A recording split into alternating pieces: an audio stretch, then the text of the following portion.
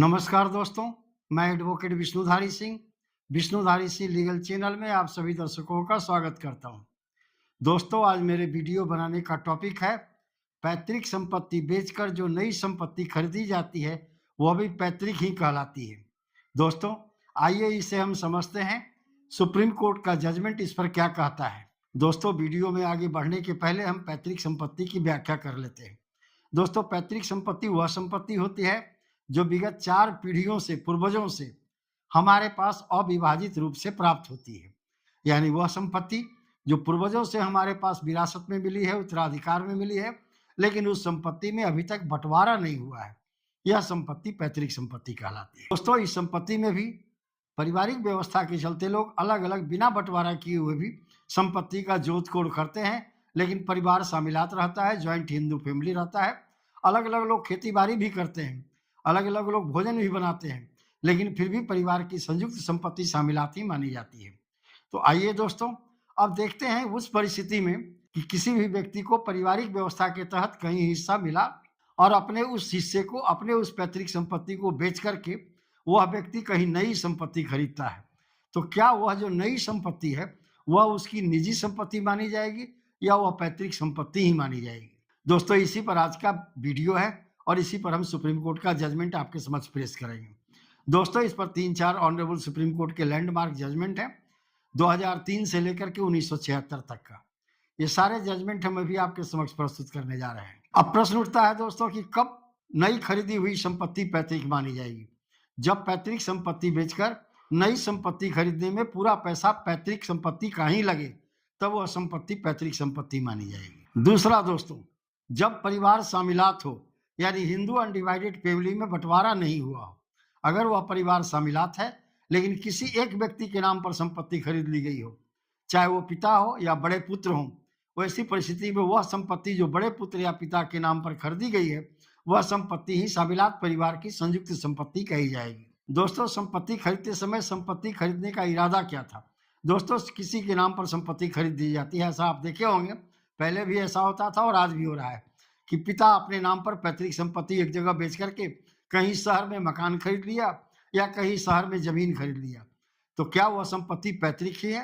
उस समय उस पिता का उस संपत्ति खरीदने का इरादा क्या था, क्या उस संपत्ति पैतृक में रखने था या पिता अपनी स्वअर्जित संपत्ति मान करके उसे चल रहा था। अगर वह संपत्ति खानदानी या पैतृक में अनडिवाइडेड फैमिली में ही रखने का था तो वह संपत्ति पैतृक संपत्ति ही कहलाएगी। लेकिन पिता अगर पैतृक संपत्ति में सिर्फ अपना हिस्सा, अपने बाल बच्चों का हिस्सा नहीं, सिर्फ अपना हिस्सा बेच करके नया संपत्ति कहीं खरीदा है तो वह संपत्ति पिता की निजी संपत्ति कहलाएगी। अब दोस्तों देखिए, पैतृक संपत्ति बेचकर नई संपत्ति खरीदी जो जाती है वह कब पैतृक संपत्ति नहीं मानी जाएगी। दोस्तों, जब कोई भी व्यक्ति कहीं पैतृक संपत्ति बेच करके अपना नई संपत्ति खरीदता है, लेकिन उसके जितने वारिसान हैं, उसके जितने को पार्टनर है, जितने भी सह अंशधारी हैं, अगर उन लोगों की सहमति है कि चलो ये अपना हिस्सा बेच करके वहां खरीद लिया, हमें कोई एतराज नहीं है, तो वह संपत्ति उस व्यक्ति की निजी संपत्ति मानी जाएगी। दोस्तों, दूसरी परिस्थिति है दोस्तों, कब पैतृक संपत्ति निजी संपत्ति मानी जाएगी।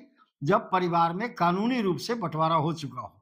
अगर दोस्तों कानूनी रूप से परिवार में बंटवारा हो चुका हो, या पार्टीशन बाई कोर्ट या फैमिली म्यूचुअल पार्टीशन या रजिस्टर्ड फैमिली पार्टीशन, तीनों में कुछ भी हो चुका हो, वैसी परिस्थिति में कोई भी हिस्सेदार अपना संपत्ति बेचने के लिए स्वतंत्र है और अपना संपत्ति बेच करके वह कहीं दूसरे जगह पर नई संपत्ति खरीदता है तो वह उसकी निजी संपत्ति यानी स्वअर्जित संपत्ति मानी जाएगी। और तीसरा है दोस्तों कि उस नई संपत्ति खरीदने में पैसा कहाँ से लगा, उसका फंड कहाँ से लगा।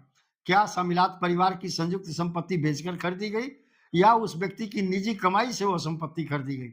अगर निजी कमाई से वह संपत्ति खरीदी गई तो वह पैतृक संपत्ति न होकर के स्वअर्जित संपत्ति कहलाएगी। आइए अब दोस्तों देखते हैं, पैतृक संपत्ति बेचकर नई संपत्ति जो भी खरीदी जाती है वह स्वअर्जित संपत्ति कही जाएगी। ऑनरेबल सुप्रीम कोर्ट इस पर क्या कहता है। दोस्तों, केस का टाइटल है रघुवर सिंह वर्सेस गुलाब सिंह। इसमें रघुवर सिंह पिता था दोस्तों और गुलाब सिंह उनका बेटा था। दोस्तों, इसका डेट ऑफ जजमेंट है 14/7/1998 यानी 14 जुलाई 1998।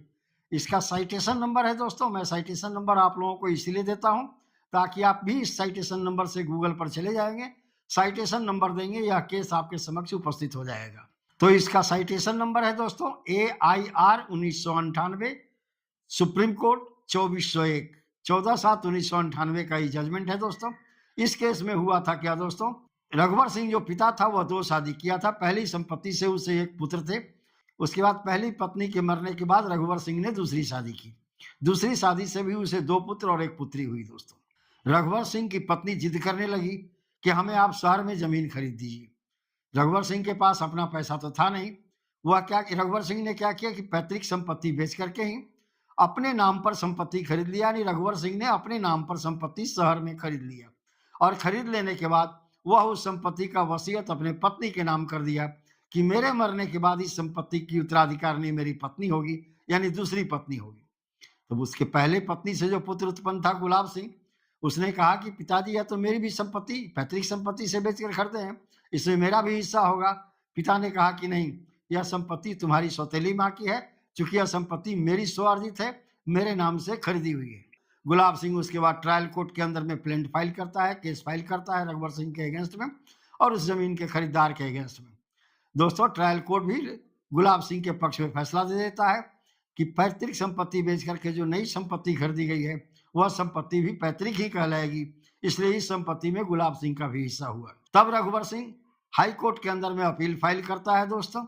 ऑनरेबल हाई कोर्ट ने भी यही फैसला दिया कि नहीं, यह संपत्ति जो है स्वामिलात परिवार की संयुक्त संपत्ति कही जाएगी, क्योंकि परिवार में बिना बंटवारा हुए पैतृक संपत्ति को बेचकर यह संपत्ति खरीदी गई है। अतः इस संपत्ति में लगा हुआ जितना भी पैसा है वह शामिलात परिवार की ही संपत्ति से आया है। ऐसी परिस्थिति में नई खरीदी हुई जो रघुवर सिंह के नाम पर संपत्ति थी वह शामिलात परिवार की संयुक्त संपत्ति ही है। तब अंत में रघुवर सिंह उठा और सुप्रीम कोर्ट में अपील किया। यह अपील जो है दोस्तों, जो अभी आपके समक्ष में प्रस्तुत कर रहा हूं, रघुवर सिंह वर्सेस गुलाब सिंह, इसे ऑनरेबल सुप्रीम कोर्ट ने फाइल किया। ऑनरेबल सुप्रीम कोर्ट ने इस केस में अपना निर्णय सुनाते हुए कहा कि चूंकि नई संपत्ति को खरीदने में सारा फंड पैतृक संपत्ति को बेचकर लगा है, इसलिए यह नई संपत्ति भी पैतृक संपत्ति ही कहलाएगी और इस संपत्ति में गुलाब सिंह का शेयर है।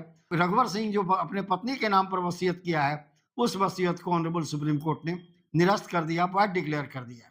दोस्तों मैं विभिन्न तरह के जजमेंट आपके समक्ष इसलिए दे रहा हूं, एक जजमेंट से आप अपने केस में जनरली सफलता नहीं प्राप्त कर सकते। जब 2-3 लैंडमार्क जजमेंट सुप्रीम कोर्ट का अपने केस में आप देंगे दोस्तों, वैसी परिस्थिति में आपके जो जज साहब हैं वह भी आपके पक्ष में फैसला करने को मजबूर हो जाएंगे। तो आज के वीडियो का टॉपिक भी यही था दोस्तों कि क्या पैतृक संपत्ति बेच करके नई संपत्ति जो खरीदी जाती है वह पैतृक ही कहलाएगी या स्वार्जित।